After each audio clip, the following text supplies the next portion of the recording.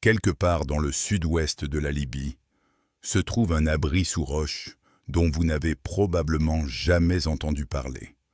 Non pas qu'il soit obscur, ni que les connaissances scientifiques à son sujet soient incomplexes, mais parce que le tableau complet n'a été révélé qu'en avril 2025.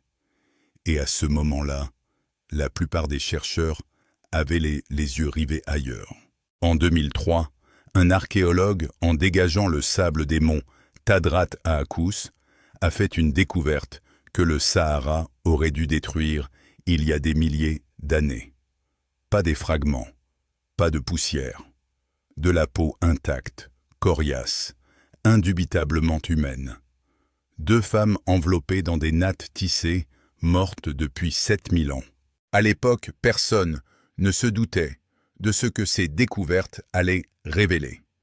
Il faudrait 20 ans, 3 équipes de recherche distinctes et des technologies qui n'existaient pas encore. Lorsque le tableau complet a finalement été dévoilé, il n'a pas seulement bouleversé l'histoire du Sahara. Il a effacé toute une branche de l'humanité de la carte avant de la remettre en lumière. Pendant la majeure partie du XXe siècle, le consensus scientifique concernant l'Afrique du Nord était suffisamment simple pour que personne n'éprouve le besoin de le remettre en question. Le Sahara n'a pas toujours été un désert. Entre 14 500 et 5 000 ans avant notre ère, le Sahara était tout autre. Une immense prairie de 9,4 millions de kilomètres carrés, parsemée de lacs permanents et sillonnée de rivières, abritait hippopotames, éléphants, girafes et les populations qui les chassaient. Les scientifiques appellent cette période le Sahara vert. Cette appellation est presque insuffisante pour décrire la réalité.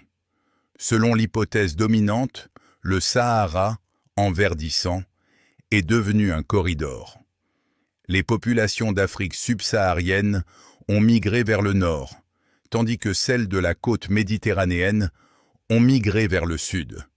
Les gènes se sont mélangés, les cultures se sont fusionnées. Le Sahara vert était un pont reliant les 2 moitiés du continent, à l'instar d'une autoroute reliant les villes, et les populations l'ont traversé dans les 2 sens pendant des millénaires. L'épreuve semblait accablante. Dans les seuls monts Tadrat, Akous, des milliers de peintures rupestres représentaient des bergers armés d'arcs, des femmes moulant du grain et des enfants jouant près de l'eau. La poterie découverte sur des sites sahariens correspondait au style de la vallée du Nil et du Sahel, situés à des centaines de kilomètres de part et d'autre. Des outils de pierre issus de multiples traditions régionales ont été découverts ensemble dans les mêmes couches archéologiques. On aurait pu tracer des flèches sur une carte montrant les migrations de populations à travers un continent verdoyant. Et ces flèches semblaient parfaitement exactes. Le modèle a été publié dans les manuels scolaires. Il a été enseigné dans les universités. Il est devenu le cadre de référence pour comprendre le peuplement de l'Afrique du Nord. Et pendant des décennies, personne ne l'a sérieusement remis en question. Il y avait pourtant un problème. Personne n'avait vérifié l'ADN. C'est cette partie de l'histoire qui mérite plus d'attention qu'on ne l'entend généralement. Car cet échec n'était pas dû à la négligence, mais à une accumulation d'hypothèses raisonnables, chacune renforçant la précédente. L'étude de l'ADN ancien dépend de sa préservation. Les climats froids sont idéaux. Le pergélisol en Sibérie, les grottes calcaires d'Europe du Nord, les glaciers d'altitude des Andes. Ce sont les lieux où le matériel génétique survit pendant des milliers d'années. Le Sahara est tout le contraire. Les températures diurnes dépassent régulièrement les 50 degrés. L'humidité est proche de 0. Le rayonnement ultraviolet est implacable. L'ADN se dégrade rapidement sous l'effet de la chaleur, et le Sahara est l'un des endroits les plus chauds de la planète. Pendant des décennies, les généticiens n'ont tout simplement pas cherché à s'y intéresser. Ils supposaient, à juste titre, que tout matériel génétique présent dans les restes sahariens serait trop fragmenté pour être analysé. Se posait ensuite la question des preuves archéologiques elles-mêmes. Lorsqu'on découvre des poteries de la vallée du Nil dans un campement saharien, l'explication la plus simple est qu'elles ont été transportées sur place. Lorsqu'on trouve des ossements de bovins sur un site où le gibier était autrefois la seule source de nourriture, l'explication la plus simple est que des éleveurs ont migré. L'archéologie étudie les objets. Elle ne peut pas déchiffrer les lignées. Et pendant la majeure partie du XXe siècle, personne ne disposait d'un moyen fiable de distinguer une idée qui s'est propagée d'une personne qui a voyagé. Le résultat fut un vide. L'Afrique du Nord est devenue l'une des régions les moins étudiées génétiquement au monde. L'Europe possédait des centaines de génomes anciens. Le Proche-Orient rattrapait son retard. Entre la côte méditerranéenne et le Sahel, il n'y avait quasiment rien. On ne peut pas trouver de schéma dans des données qui n'existent pas. Et on ne peut pas remettre en question un modèle en l'absence de preuves contraires. L'hypothèse était raisonnable. Elle était aussi erronée. La raison pour laquelle Takara Kori a tout changé tient moins à l'identité des personnes qui y sont enterrées qu'à son emplacement. La plupart des sites sahariens sont exposés. Dunes ouvertes, pleines, surfaces brûlées par le soleil direct presque toute la journée. Dans ces conditions, le matériel génétique ne se dégrade pas lentement. Il disparaît. Les chercheurs avaient exploré d'autres sites de la région sans succès. La chaleur constituait une barrière efficace, voire totale, à la récupération d'ADN ancien, et le consensus scientifique s'était adapté en conséquence. Inutile de chercher, il n'y a rien à trouver. Takara est différent. Niché sous un profond surplomb rocheux dans la chaîne de montagnes du Tadrat Akous, il est protégé du soleil direct, avec des températures intérieures bien inférieures aux températures extrêmes qui frappent le paysage extérieur exposé. Les deux femmes ont été enterrées dans du sable sec sous ce surplomb. Cette combinaison a créé un phénomène qui ne devrait pas exister dans le Sahara. Une chambre de dessiccation naturelle. La peau a séché avant que les bactéries ne puissent la décomposer. Le collagène des os a maintenu leur cohésion. Le même environnement brutal qui détruit le matériel génétique partout ailleurs l'a, par un heureux hasard géologique, préservé. Au cœur des tissus les plus denses, des dents et des os des jambes, de minuscules fragments de matériel génétique vieux de 7000 ans ont survécu. Peu abondants et imparfaits, certes, mais suffisants. En 2019, des chercheurs sont parvenus à extraire l'ADN mitochondrial des deux femmes. L'ADN mitochondrial se transmet uniquement de la mère à l'enfant, ce qui le rend utile pour retracer les grandes lignées maternelles, mais limité pour les analyses de population détaillées permettant de répondre à des questions complexes. Pourtant, même cette fenêtre d'analyse restreinte laissait entrevoir quelque chose d'inattendu. Les lignées maternelles ne correspondaient à aucune prédiction pour cette région. Les résultats étaient suffisamment étranges pour attirer l'attention, mais pas encore assez complets pour permettre des actions concrètes. La véritable percée a eu lieu en avril 2025. Natada Saloum, paléogénéticienne à l'Institut Max Planck d'anthropologie évolutionniste de Leipzig, et Johannes Kroos, directeur de l'Institut et principal auteur de l'étude, ont publié dans la revue Nature une étude qui a complètement bouleversé le paysage génétique. Ils avaient accompli ce que la plupart des généticiens considéraient comme pratiquement impossible. Ils avaient séquencé l'intégralité du génome des deux femmes Takara Korore et non un simple fragment mitochondrial, le génome entier, les premiers génomes anciens, complets jamais récupérés dans l'un des environnements les plus chauds de la planète. Salem a décrit le processus lors d'entretiens. L'ADN provenait de dents et d'os de jambes, les tissus les plus denses du corps, ceux qui sont les plus susceptibles de protéger le matériel génétique d'une exposition prolongée à la chaleur. Les fragments étaient courts, dégradés et portaient les traces de dommages chimiques qui s'accumulent au fil des millénaires. Les technologies de séquençage modernes analysent ces fragments comme on reconstitue un document déchiré en scannant des millions de minuscules morceaux qui se chevauchent et en les réassemblant informatiquement pour former un ensemble cohérent. C'est un travail de longue haleine. Les échecs sont plus fréquents que les réussites. Des programmes de recherche entiers ont été abandonnés sans résultat exploitable, même avec des échantillons bien plus prometteurs. Mais lorsqu'elle aboutit, elle apporte quelque chose qu'aucune analyse de poterie ni interprétation d'art rupestre ne peut fournir. L'identité génétique réelle d'une personne décédée il y a 7000 ans. L'équipe de Salem avait trouvé cela.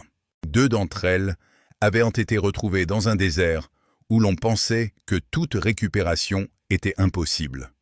Le contenu de ces génomes était inattendu. L'équipe de Salem a comparé ces 2 génomes à ceux de 795 individus actuels d'Afrique, du Proche-Orient et d'Europe du Sud, ainsi qu'à 117 génomes anciens provenant des mêmes régions. Ce type d'analyse comparative transforme une simple donnée en argument. Il ne s'agit pas seulement de déterminer qui étaient ces personnes, mais aussi qui elles n'étaient pas. La réponse fut sans équivoque et immédiatement surprenante. Les femmes Takarakori ne possédaient aucune ascendance subsaharienne. Aucune. 0. Dans une région que le modèle classique plaçait au centre d'un pont génétique entre le nord et le sud. Ces 2 femmes n'avaient aucun lien détectable avec les populations du sud du Sahara. Le modèle du corridor génétique prévoyait un métissage. Les génomes n'en ont révélé aucun. Elles appartenaient en fait à une lignée jamais observée auparavant, ni chez aucun être humain vivant, ni dans aucun génome ancien répertorié dans le monde. La correspondance la plus proche n'a été trouvée dans aucune population moderne. Elle a été découverte dans des restes squelettiques, vieux de 15 000 ans, provenant de la grotte de Taferalt au Maroc, un site associé à la culture lithique ibéro-marusienne. Ces 2 populations étaient séparées par 8000 ans et environ 2000 km/h. Pourtant, elles portaient la même signature génétique nord-africaine, profonde, à égale distance des populations subsahariennes, dans toutes les directions mesurables. Ce n'est pas une coïncidence. C'est une continuité sur une période de temps presque inconcevable.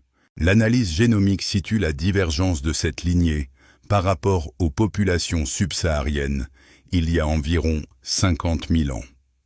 Au moment même où les humains modernes amorçaient la grande dispersion hors d'Afrique, une branche de l'humanité a quitté le continent pour finalement peupler l'Europe et l'Asie. Ce groupe est resté isolé en Afrique du Nord pendant des dizaines de milliers d'années, tandis que le reste de l'histoire humaine se déroulait autour de lui. Les généticiens appellent cela une population fantôme, un groupe dont l'existence n'avait jusqu'alors été perçue que comme de faibles traces statistiques dans l'ADN des populations actuelles, une preuve indirecte de l'existence même de quelque chose qui avait dû exister, mais qui n'avait jamais été confirmé directement.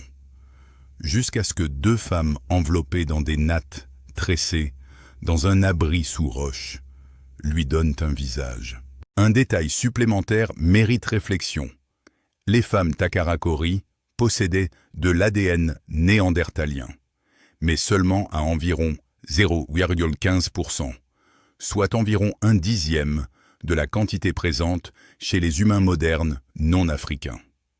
Puisque les néandertaliens vivaient en Eurasie et non en Afrique, cette trace n'a pu être acquise qu'en dehors du continent. À un moment donné, très tôt, une petite quantité de matériel génétique extérieur s'est infiltrée par contact, sans laisser de traces supplémentaires. Après cela, plus rien. Vient ensuite le paradoxe du Sahara vert, qui a véritablement surpris les chercheurs. La végétation luxuriante était bien réelle. Les lacs, les rivières et les prairies existaient bel et bien. Des échanges culturels ont bel et bien eu lieu. La poterie circulait entre les régions. Les pratiques d'élevage se sont répandues. Et pourtant, les populations de part et d'autre du Sahara ne se sont pas mélangées génétiquement. Harold Ringbauer, de l'Institut Max Planck, a souligné que ce niveau d'isolement est extraordinaire, surtout si l'on considère le contexte européen où les populations se mélangeaient largement à la même époque. La culture a voyagé, mais pas les gènes. Les idées peuvent se propager sans présence humaine. La génétique le prouve sans détour. C'est un résultat inattendu. La découverte de Takarakori serait déjà remarquable en soi. Une population fantôme, 50 000 ans d'isolement, une lignée sans descendants vivants. Mais il ne s'agit pas d'un cas isolé. Cela s'inscrit dans une tendance. Et cette tendance se manifeste sur tous les continents où l'ADN ancien permet de remonter suffisamment loin dans le temps.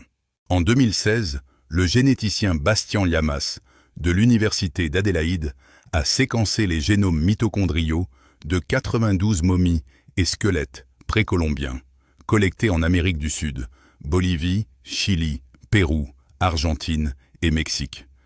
Des restes datant de 500 à 800 ans ont été sélectionnés afin de représenter la plus large étendue géographique et temporelle possible.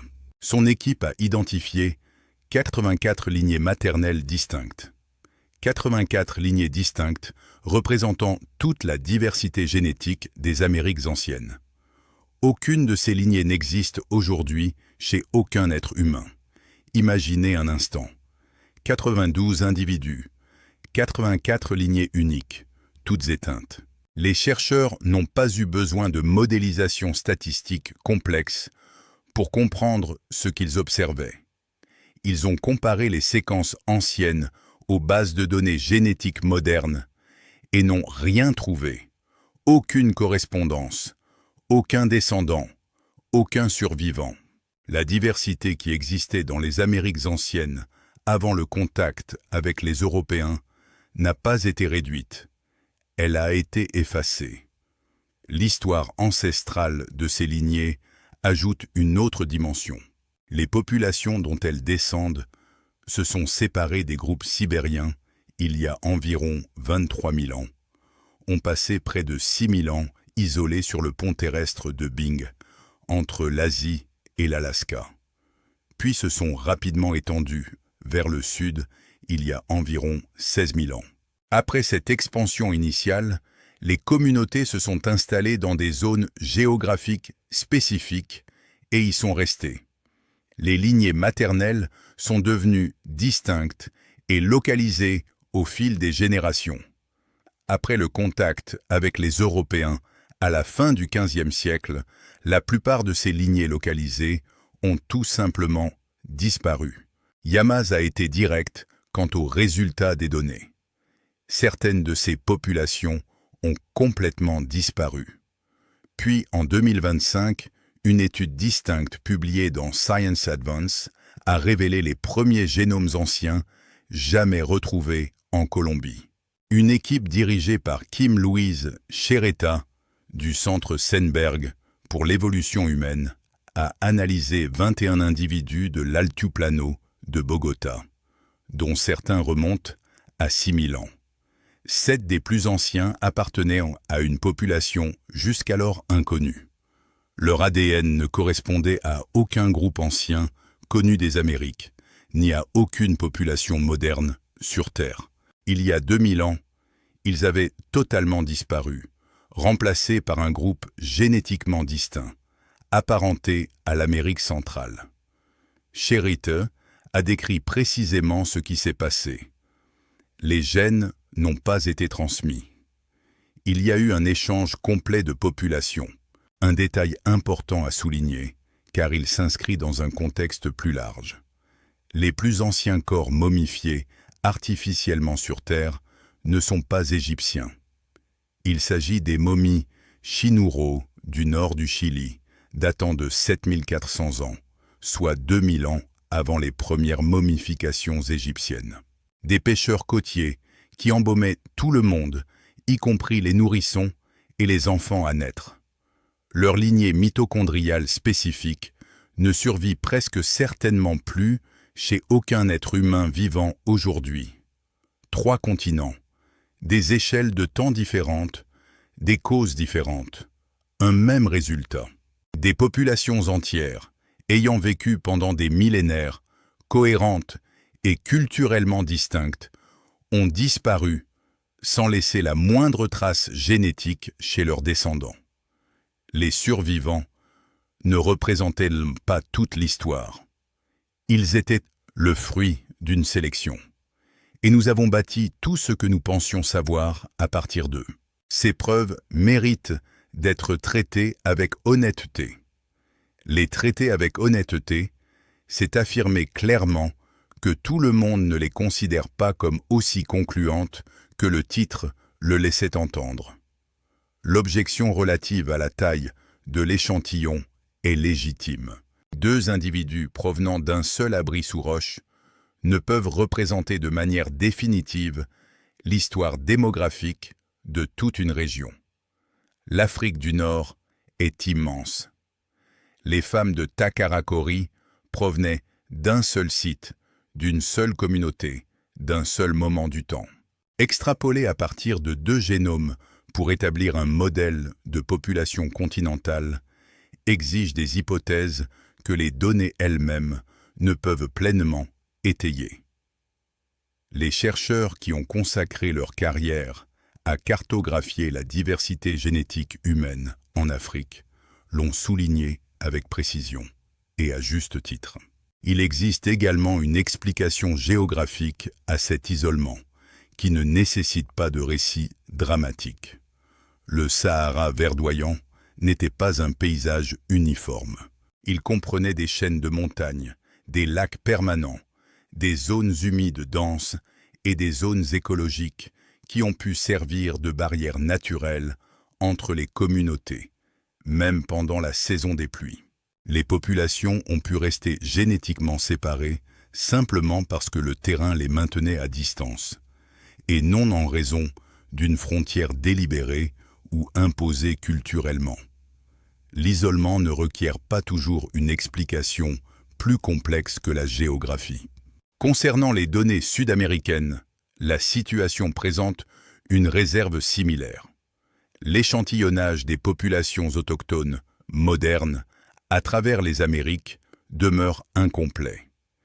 Il est possible, bien que de moins en moins probable chaque année, que certaines de ces 84 lignées survivent dans des communautés qui n'ont pas encore été testées génétiquement.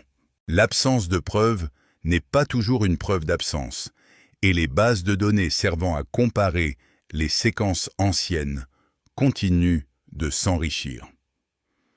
Savino Darnia, l'archéologue qui a mené les premières fouilles à Takarakori, a relevé un élément qui nuance toute vision simpliste d'isolement total. La communauté enfouie dans cet abri sous roche n'était pas culturellement coupée du monde. Elle pratiquait le commerce. Elle a adopté des techniques de pêche originaires d'ailleurs.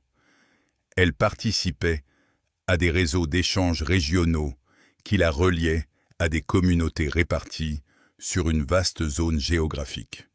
Culturellement, elle était intégrée. La question que soulève la génétique est plus précise et plus troublante que celle de savoir si elle connaissait ses voisins. Il s'agit de savoir si les personnes qui partageaient ces idées partageaient aussi ces liens de sang. En l'occurrence, les preuves indiquent que non. C'est véritablement surprenant et cela mérite des recherches plus approfondies avant d'être considéré comme une conclusion définitive. Ce qui est incontestable, c'est le silence qui s'étend sur 35 000 ans. La lignée a divergé des populations d'Afrique australe il y a environ 50 000 ans. On la retrouve clairement à Taparalt il y a environ 15 000 ans. Entre ces deux dates, il n'y a presque rien. Un chapitre entier de l'histoire d'un peuple resté vierge, peut-être même impossible à écrire. Où se sont-ils réfugiés lors du dernier maximum glaciaire, lorsque le Sahara atteignit son extension historique maximale et que les conditions propices à la vie humaine se sont considérablement réduites? Combien de communautés existaient? Quelle était leur étendue géographique? Johannes Krauss l'a formulé sans embâge. Nous ignorons où ils se trouvaient entre il y a 50 000 et 15 000 ans. Ce qui a mis fin à leur existence est moins mystérieux. La pluie cessa, le lac s'assécha, la savane se transforma en sable. Une lignée qui avait survécu aux glaciations et aux bouleversements climatiques. Et toute la révolution néolithique s'est éteinte lorsque le monde verdoyant qui l'avait soutenue s'est effondré autour d'elle. Non par conquête, non par assimilation, mais par le climat, lentement, absolument et indifféremment. L'équipe de Nata Salm est déjà à la recherche d'autres génomes anciens à travers le Sahara.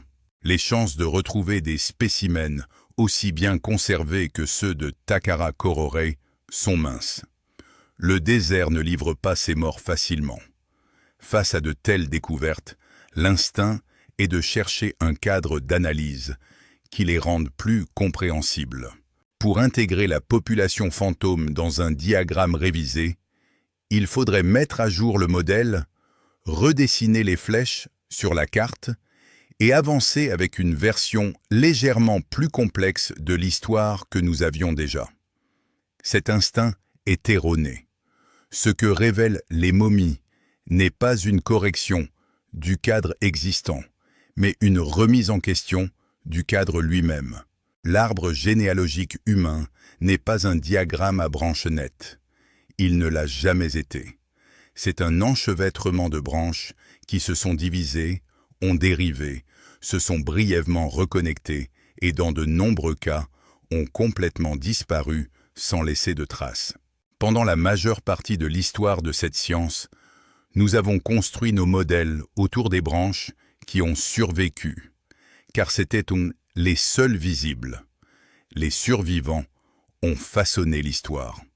La population disparue n'apparaissait tout simplement pas dans les données, et donc pas dans notre réflexion. Ce que l'ADN ancien nous impose lentement, et avec une forte résistance de la part des modèles établis, c'est de prendre conscience du caractère incomplet de cette image. Les branches que nous avons perdues étaient peut-être aussi nombreuses, aussi répandues et aussi anciennes que celles qui ont perduré. La lignée Takarakori a persisté pendant 50 000 ans. La population colombienne anonyme vivait sur le haut plateau de Bogota depuis des millénaires avant d'être remplacée. Les 84 lignées maternelles des Amériques anciennes représentaient une diversité qui a mis des dizaines de milliers d'années à se développer et qui a disparu quelques générations après le contact avec les Européens. Il ne s'agissait pas de populations marginales, reléguées aux confins de l'histoire humaine, mais bien de chapitres centraux. Nous n'avions simplement pas pu les déchiffrer jusqu'à présent.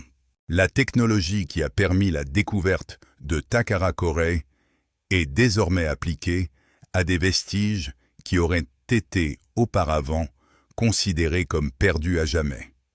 Des sites situés dans des climats chauds et humides, dans des conditions que l'on jugeait, selon la sagesse populaire, incapables de préserver du matériel génétique exploitable. Certaines de ces tentatives échoueront.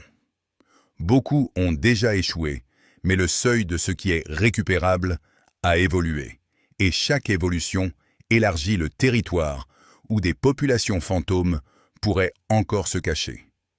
Chaque zone blanche sur la carte de l'ADN ancien représente désormais un fantôme potentiel. L'Afrique du Nord ne possédait quasiment aucun génome ancien avant 2025. La Colombie n'en avait aucun.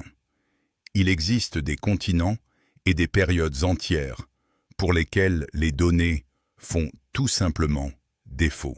Et le schéma qui se dessine là où des données existent suggère fortement que les zones blanches ne sont pas vides par manque de présence humaine, mais parce que personne n'avait trouvé le moyen de les explorer.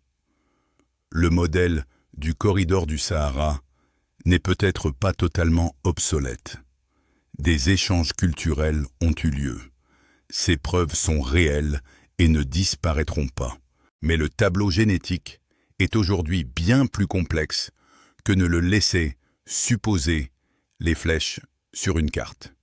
Et la confiance avec laquelle ce modèle a été défendu pendant des décennies apparaît rétrospectivement comme le fruit de l'ignorance plutôt que du savoir. Nous ignorions ce que nous ignorions. Nous commençons maintenant à le découvrir. Ce processus est loin d'être achevé. Il ne fait que commencer. La révolution de l'ADN ancien n'est pas une conclusion, mais une méthode. Et ce qu'elle révèle méthodiquement, continent après continent, site après site, c'est que le passé de l'humanité était plus vaste, plus étrange et plus riche en vies disparues que quiconque n'avait pu l'imaginer jusqu'alors. Revenons aux deux femmes de l'abri sous roche. Elles n'étaient pas des symboles. Elles étaient des personnes, des éleveuses, des tisseuses, membres d'une communauté qui avait perduré bien plus longtemps que la plupart des civilisations ne peuvent le concevoir. Ils ignoraient qu'ils représentaient le dernier chapitre d'une histoire vieille de 50 000 ans. Ils enterrèrent leurs morts avec soin, dans des lieux abrités, les protégeant d'un monde qui s'asséchait déjà autour d'eux. Les recherches scientifiques qui ont permis leur découverte sont loin d'être terminées. Salem et son équipe poursuivent leurs investigations. Le vide de 35 000 ans demeure silencieux. Il existe très certainement d'autres populations fantômes qui sommeillent dans des abris sous roches, des grottes de montagnes, dans les sédiments compactés des lits de lacs asséchés, à travers le Sahara et au-delà. Nous ignorons combien de branches de l'arbre généalogique humain se sont éteintes sans descendance. Nous commençons seulement à apprendre comment poser cette question. Les momies sont la réponse. Nous n'avons simplement pas encore appris à décrypter tout ce qu'elles nous révèlent.